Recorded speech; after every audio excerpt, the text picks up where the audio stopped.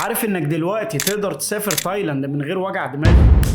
لان تايلاند غيرت قوانين التأشيرة السياحية بالنسبة للمصريين، وخليني اقول لك ازاي تستخرج تأشيرتك السياحية بخطوات بسيطة جدا. اول حاجة لازم تعرف ان دلوقتي تأشيرة تايلاند بقت الكترونية، يعني مش محتاج انك تروح السفارة وتقدر تعمل كل حاجة وانت في بيتك. طب ايه المطلوب؟ لازم يكون معاك الباسبور بتاعك وساري لمدة 6 شهور على الاقل. هنجهز صور شخصية حديثة، وهنجهز تأكيد لحجز الفندق والطيران. ولو عايز تعرف ازاي تعمل حجز طيران وفندق مبدئي سيب لي كومنت في التعليقات وهقول لك ازاي تعملهم بكل سهولة. ازاي نقدم؟ اول ما بتجهز الاوراق المطلوبة هندخل على موقع السفارة الالكترونية في تايلاند، وهسيب لك رابط للموقع في اول تعليق. بعد كده هنملى البيانات المطلوبة بكل دقة وزي الباسبور بالظبط، ونرفع المستندات اللي احنا حضرناها من شوية. هنوصل للخطوة الأخيرة وهي رسوم التأشيرة السياحية، والرسوم دي بتكون $60 أمريكي، وتقدر تدفعها بالفيزا كارت بتاعتك. في خلال يوم أو 2 هتوصلك الفيزا الإلكترونية على الإيميل بتاعك، فلازم تتأكد إنك تحط إيميل يكون شغال وبتستخدمه. مدة